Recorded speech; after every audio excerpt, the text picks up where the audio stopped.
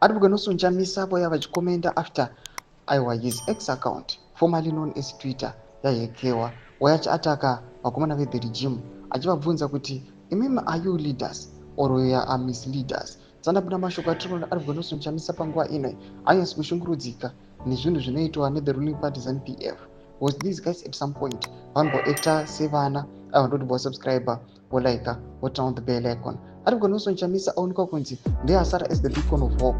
Panguva ine most of the people vanga vakurelyana bomushongesa, but panguva ine vachiona bomushongesa asanyanya kubatika. Even the BBC yakataura ikati mazimbabweans akudzokera back kuna Nelson Chamisa. Panapa Chamisa mudangira chiti, are you a leader or a misleader? There is a huge difference between a leader and a misleader. A leader pivots on truth and a true north.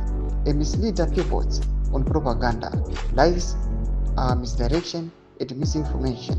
While is a leader who is not fit for purpose, not competent, not capable, and not performing, supposed to continue occupying a leadership role. Thomas Kwargapanaba achiti aiwa, why is it my leaders are still fit for the purpose? By my leaders are still kana capable, kana vasiri kana competent, vasiri kana kuperforma zvakanaka, vachiramba vachikundika vachioccupy aiwa the leadership role. Those guys, they must be retired, they must be fired. Panguva ino ari kunosunjamisa ari kuya achichallenge aiwa the ruling party ZANU-PF leadership yayo vachiti we are failing to deliver the service.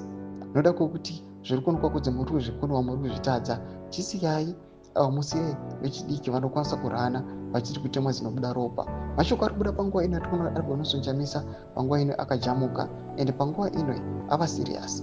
Now tichiona kuti apa a hint yekuti ava kudzoka again in the political arena.